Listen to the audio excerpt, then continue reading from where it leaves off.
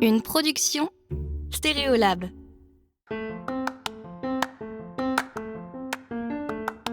On se rend compte que, outre la main, qui continuera à apprendre au fur et à mesure des années, l'aspect intellectuel de ce métier est incroyable en fait. Quand j'ai créé ma petite entreprise, mon but c'était pas de passer ma vie dans mon bureau, c'est que j'étais bien content de manipuler des machines. Je m'étais rendu compte que j'avais trouvé un métier que j'aimais faire.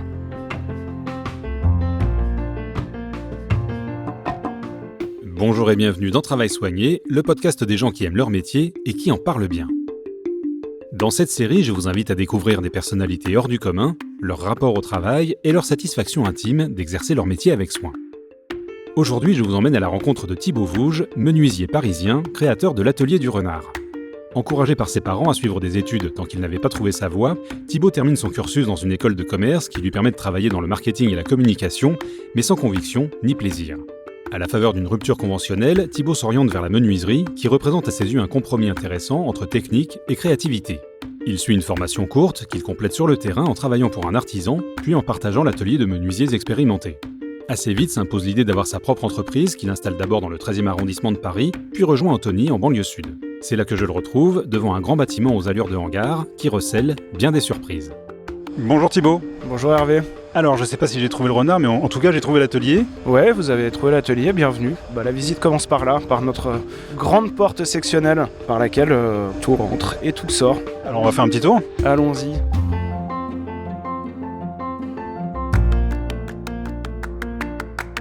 Il n'y a qu'à voir Thibaut évoluer dans son atelier pour deviner qu'on est sur son terrain de jeu favori. Et je comprends assez vite qu'on partage un truc tous les deux, l'amour des bons et beaux outils qui, au-delà de la qualité d'exécution, donnent envie de s'en servir et du cœur à l'ouvrage. On a vachement de place, on a vachement de hauteur sous plafond, on a beaucoup de chance d'être ici. On arrive dans la première partie de mes colocs. Je suis en coloc avec deux autres menuisiers. Et puis si on continue la visite, on arrive chez nous, dans la tanière du renard, n'est-ce pas ? À notre gauche, on a peut-être mon outil préféré. Ça s'appelle une toupie. Celle-ci, en l'occurrence, doit dater des années 80. C'est une super machine. Ça permet de faire beaucoup de choses. Ça fait aussi beaucoup de bruit et c'est très dangereux. C'est probablement la machine la plus dangereuse de l'atelier. Mais c'est aussi, je pense, pour moi en tout cas, c'est la machine la plus cool. Parce que, tu vois, là par exemple, on a une rainure. Ce qui sera bientôt le montant d'une bibliothèque. On a fait une rainure, mais on pourrait faire des moulures, on pourrait faire des coupes à 45, on pourrait faire des feuillures, alors c'est un autre mot technique. La toupie va aussi nous servir à copier une forme. C'est un outil qui permet de faire beaucoup de choses, c'est un outil qui est très puissant. Très puissant dans le sens, le moteur est très puissant, c'est un axe de rotation qui va très vite, mais ça permet de faire plein de trucs et c'est assez chouette. Ouais. Et un autre outil que j'aime beaucoup et qui est arrivé il n'y a pas très longtemps à l'atelier, c'est notre grosse scie Altendorf, qui est vraiment trop cool. J'ai travaillé pendant plusieurs années avec une petite scie vieille qui se déréglait tout le temps et c'est vrai qu'avoir un bel outil, ça change beaucoup de choses. On travaille plus précis, on gagne du temps et on prend beaucoup plus de plaisir à le faire aussi. Donc je suis plutôt partisan d'attendre de pouvoir acheter de bons outils plutôt que de prendre le premier truc qui passe et qui soit assez moyen. J'essaye dans la mesure du possible de faire ça. Donc cette scie par exemple, on dirait pas mais elle a plus de 20 ans. Sauf que comme c'est du très bon matériel, ça vieillit pas quoi. Et alors derrière, intéressant, on a pas mal de lames pour la scie. On a une lame par type d'utilisation, par matériau. Et je dirais même plus, qu'en fait on n'a pas une lame par matériau, on en a deux. L'idée c'est d'avoir toujours une lame qui coupe. Donc quand une lame coupe mal, elle va faire des éclats, on va avoir des brûlures, elle va partir chez l'affûteur. Et ça nous permet d'avoir toujours la même lame ici à disposition, mais en capacité de continuer à travailler. J'étais avant dans un atelier où on avait quand même rarement la bonne lame et rarement la lame affûtée, et j'ai su que le jour où j'aurai mon atelier à moi, j'aurai toutes les lames qu'il faut et je les aurai en double, parce que c'est avec des bons outils, bien entretenus, qu'on travaille bien. Après, si on doit avancer, on a plein de petits outils qu'on utilise au quotidien au mur, qui sont sympas, des scies, des râpes, des ciseaux, des équerres, des outils pour tracer. Là on a nos petites visseuses avec les batteries qui chargent. Ici on a de la colle, on a de la peinture, on a des produits dont on parlera tout à l'heure pour traiter le bois, où on essaye d'avoir des trucs plutôt écolos. La colle elle est à l'eau. Ces produits là Ils ont un agrément jouet pour enfants, donc c'est-à-dire que le bois que tu as traité, il peut le mettre en bouche, il n'y a pas de problème. Bon, la peinture, pareil, on n'a que des peintures à l'eau. Ici, beaucoup de quincaillerie d'assemblage, d'autres outils, des gabarits pour reproduire des formes, des choses comme ça. Et puis derrière, c'est un peu le coffre-fort de l'atelier. C'est là où on stocke tous nos outils dits électroportatifs.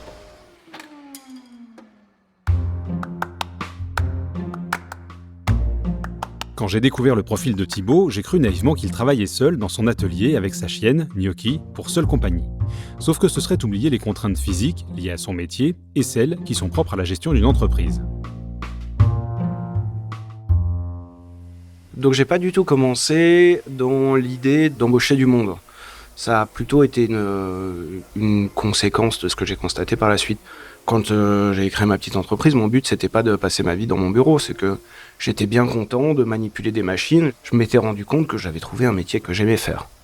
Il se trouve que c'est très compliqué d'être menuisier et de travailler seul.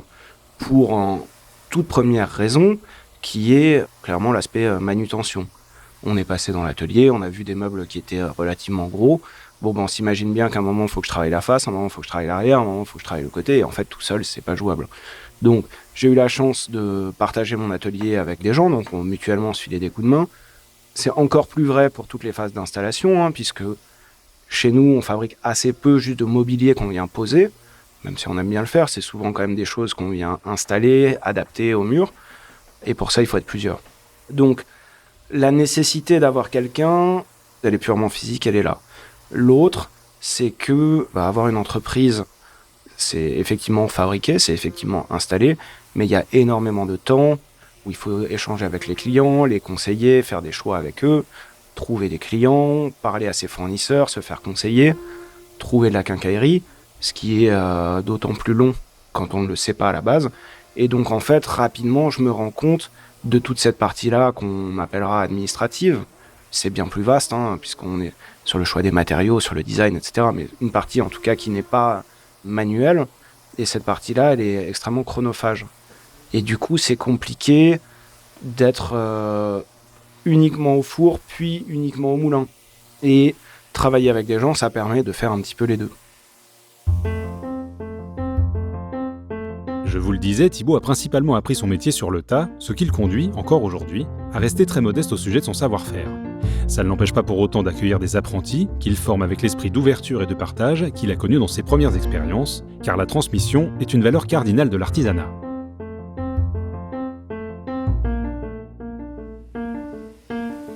Oui, l'apprentissage a été ultra rapide, puisque je me suis retrouvé en sortie de formation seul à faire mes trucs, mais il est loin d'être fini.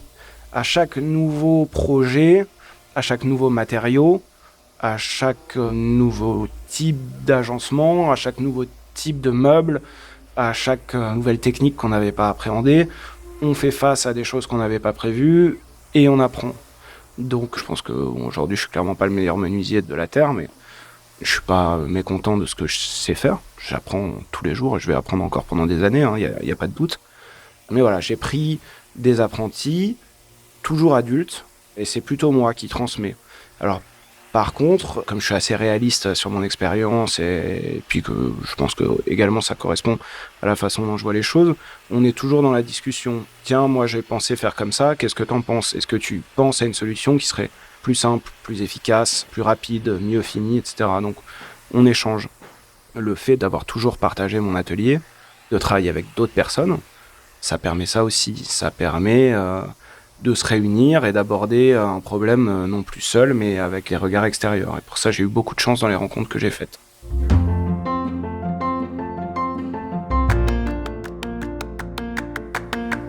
La transmission a toujours été inscrite en moi. J'aime transmettre, j'aime parler, ça doit s'entendre, des choses qui me plaisent, et j'aime transmettre mon savoir. On n'a pas besoin de tout savoir sur un métier, tout dépend de la différence de niveau, entre guillemets, entre la personne qui est face à moi et mon niveau. Et après, peut-être que mon apprenti qui est en train de travailler pendant qu'on discute, il y a certaines choses où je vais lui montrer la main, je vais lui montrer le geste, où je vais lui parler d'une manière de faire à laquelle lui, il n'avait pas pensé, Et à l'inverse, lui, quand il revient de l'école, il a la chance d'avoir une formation théorique qui est bien plus longue que la mienne. Je lui demande de me raconter ce qu'il a appris, des choses que moi j'ai jamais vues, et on en discute. Donc finalement, il n'y a pas besoin d'être le meilleur et le plus sachant de la place pour avoir quelque chose à transmettre. De la même manière que Claire, l'ébéniste que j'avais rencontrée au cours de la 2e saison de Travail soigné, ce qui enthousiasme Thibaut dans son métier, c'est l'étendue de son travail, la réflexion qui précède le geste, la variété des missions qui lui sont confiées, la diversité des tâches, des outils et des matériaux.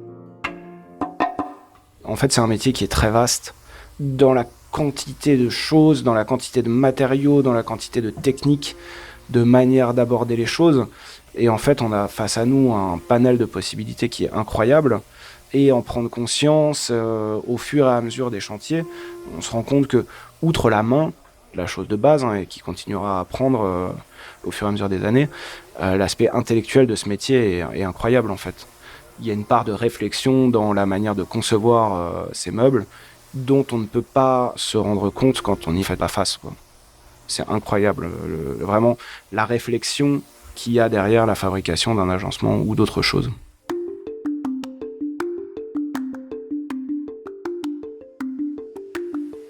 Alors, un projet normal, si on sait à peu près où on va, c'est une petite demi-journée pour aller prendre des mesures. C'est une demi-journée à 2 jours de dessin, 1 à 3 semaines à l'atelier, et puis entre 2 jours et 1 semaine d'installation. C'est assez variable. Mais je dirais qu'on va passer, en tout cas en production, on va passer peut-être 70-80% du temps en atelier. L'idée, c'est d'arriver chez les gens avec quelque chose de très abouti, d'avoir pris des mesures très précises et d'avoir anticipé toutes les difficultés ou tous les challenges liés à l'installation, à l'appartement ou à l'endroit dans lequel on va aller, pour y passer le moins de temps possible, le moins déranger les gens possible, avoir le moins de transformations à faire là-bas. Ça fait de la poussière, ça fait du bruit, et puis surtout, on n'est jamais aussi bien que dans son atelier pour travailler. On est chez soi, on a sa musique, on a son chien, on a ses potes, on a de la place, on a des établis, on a l'ensemble de nos outils à disposition devant nous. Donc, tout ce qu'on peut faire ici à l'atelier, on va préférer le faire là. Moi, j'aime bien être à l'atelier. Donc, si je pouvais faire que ça, je ferais que ça. J'aime être à l'atelier, j'aime être chez moi, bien plus qu'être en installation, ça, il n'y a pas de doute. D'un point de vue philosophique, pratique ou matériel, Thibaut a réuni toutes les conditions d'un bon environnement de travail. Il en va de même pour un travail bien fait, addition d'une multitude d'ingrédients qui s'observent sous différentes facettes.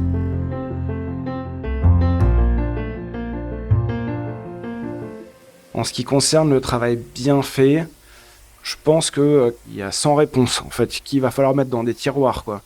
À l'extrême fin, c'est un client qui est très content de ce qu'on a fait parce que on a compris ce qu'il voulait, on l'a bien conseillé et face à lui, il a un résultat qui lui plaît, vraiment, sans concession.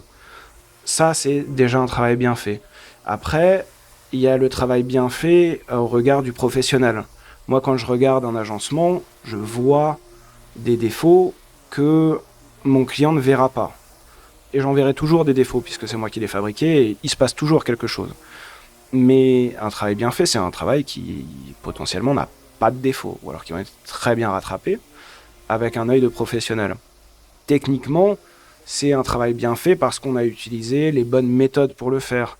Parce qu'on sait que ce qu'on a fait est robuste, ça va tenir dans le temps, c'est un bel ouvrage. Si on va encore un petit peu plus en arrière, un travail bien fait, c'est, pour faire un petit peu d'ésotérisme et de poésie, un travail bien fait, c'est quelque chose qu'on a fait avec le cœur, avec l'envie. Mais c'est aussi peut-être quelque chose, on a choisi des matériaux qui écologiquement sont réfléchis, on a fait des choix réfléchis dans la manière de fabriquer pour avoir cet impact le plus faible possible. Ça, c'est quelque chose qu'on a quand même relativement à cœur dans notre manière de travailler. Si on revient encore en arrière, un travail bien fait, c'est un travail bien conçu.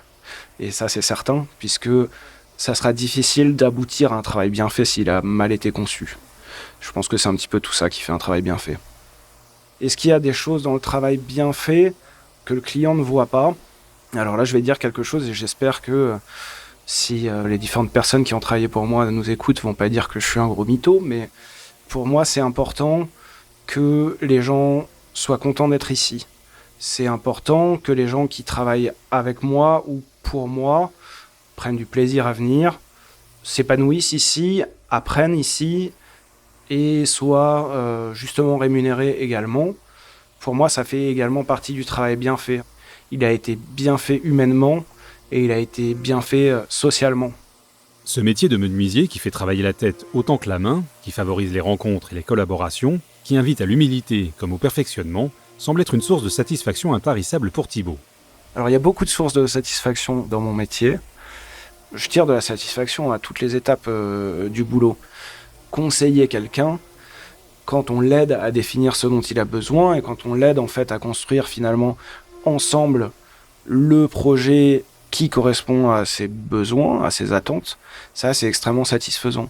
Puisque les gens viennent avec une idée, généralement, la plupart du temps ils viennent quand même avec une espèce de cahier des charges ou un croquis, mais on va aider les gens à affiner leurs besoins, à choisir les matériaux, à choisir les finitions. On va leur expliquer structurellement comment ça fonctionne, pourquoi ils avaient prévu de faire quelque chose comme ça, mais il vaut mieux qu'ils le fassent comme ça. Et ensemble, on arrive généralement à un projet qui est meilleur, techniquement, mais surtout qui va être le parfait reflet de ce qu'ils veulent en respect de leurs contraintes. Ça, c'est très satisfaisant. Il y a un côté satisfaisant aussi ensuite à chercher des solutions techniques quand on est face à des choses qu'on n'a jamais faites. Il y a un côté satisfaisant à réussir des choses qu'on ne réussissait pas avant, c'est certain. Et il y a un côté très satisfaisant à constater que sa main fonctionne bien, que le geste il est là, qu'au fur et à mesure des mois, des années, de la répétition, le geste est plus posé, il est plus précis, il est moins hésitant. Je trouve ça même presque poétique au final de voir sa main qui s'améliore. Moi qui viens d'un milieu professionnel où le plus gros usage de ses mains, globalement, c'est sur un clavier, c'est hyper satisfaisant de savoir faire des trucs de ses mains. Ça, c'est certain. Je suis hyper content d'avoir développé ce savoir-là, quoi. Je suis hyper content d'être artisan, en fait. D'abord, c'est un milieu dans lequel je me sens bien. Je pense qu'au fond de moi, c'est le milieu auquel j'ai toujours voulu appartenir. Et je suis content de pouvoir parler à des peintres, des carreleurs, des maçons, et de me sentir à leur niveau, au final. En fait, je me sens plus légitime dans le milieu dans lequel je me sens le mieux. Je pense que c'est ça, malgré le fait que je me sens bien dans tous les milieux. Moi, je suis issu d'un milieu très favorisé. Ça m'a d'ailleurs permis de faire cette reconversion. Enfin, ça a facilité énormément de choses dans ma vie. J'ai eu beaucoup de chance de naître où je suis né, d'être entouré des gens qui m'entourent toujours. Parce que tout ce que j'ai fait là, ça aurait été beaucoup plus difficile sans cet appui-là, c'est certain. Mais c'est vrai que le milieu qui m'a toujours le plus attiré, où je me suis toujours senti bien, c'était un milieu plus simple en matière de chichi, de façon d'être, etc. Et le milieu de l'artisanat, du travail manuel et tout, ça a toujours été un milieu dans lequel je me suis bien senti et je suis content aujourd'hui d'y avoir vraiment ma place au final. Aussi épanoui soit-il dans sa profession, Thibaut fait pourtant une nette distinction entre son amour du travail manuel et le boulot de tous les jours. Être réaliste et savoir faire la part des choses, c'est peut-être une façon de ne pas épuiser sa passion pour qu'elle vous accompagne toute votre vie, quoi que vous fassiez. Ce qui est rigolo, c'est que quand je dis aux gens que je suis menuisier, ils vont me dire « Ah, c'est super, tu fais un métier passion ». Non, les gars, en fait, lundi matin, comme toi, mon réveil sonne à 7h, ça me saoule, en fait, j'ai pas envie d'aller bosser. C'est un métier, c'est un boulot, c'est pas une passion. Le week-end, j'ai pas envie de faire des meubles. Le week-end, j'ai envie de faire la fête avec mes potes, de dormir, d'aller au resto. C'est pas une passion, c'est un métier. Mais c'est un métier qui me fait beaucoup moins chier qu'un autre. C'est un métier où je prends du plaisir, on en a largement parlé, et où je tire aussi beaucoup de plaisir dans la diversité de mes journées. Je peux être à l'atelier, je peux être chez mes clients, je peux être avec mes fournisseurs, je peux être en train de faire du commerce, je peux être en train d'organiser un shooting photo. Là, je suis en train d'enregistrer un podcast. Et ça, c'est hyper cool que ce soit aussi vaste. Alors, parfois, on s'y perd parce qu'en fait, il faut être sur tellement de sujets à la fois qu'en vrai, ça fait beaucoup pour une personne. Mais je dirais que, vraiment dans l'aspect boulot pur, c'est ça qui me plaît. Après, si j'étais rentier, c'est sûr que j'aurais un atelier et je fabriquerais des meubles. Je fabriquerais pas forcément des bibliothèques en médium, quoi. Je fabriquerais des belles tables en chêne pour chez moi, pour mes potes. J'irais lentement, je ferais des assemblages d'art. J'aborderais la chose de manière beaucoup moins stratégique, entre guillemets, sur mes choix techniques, par exemple, que je suis obligé de le faire là. Il est certain que j'aurais un atelier, il est certain que je fabriquerais des meubles, mais je ferais d'autres choses aussi. Je ferais peut-être de l'associatif, je voyagerais davantage, mais c'est certain que je ferais des meubles, ouais, ça c'est sûr.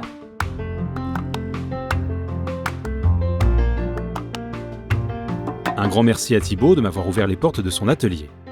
Si vous avez aimé cet épisode, montrez-le sur votre plateforme d'écoute préférée. Un abonnement, 5 étoiles et un commentaire, si votre application le permet, sont très importants pour qu'il puisse être découvert par d'autres auditeurs.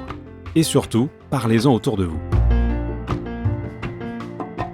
Vous pouvez suivre Travail Soigné via les comptes Stéréolab sur Instagram, Threads et Facebook, et m'envoyer vos suggestions pour de prochains épisodes. Merci pour votre écoute, et à très bientôt.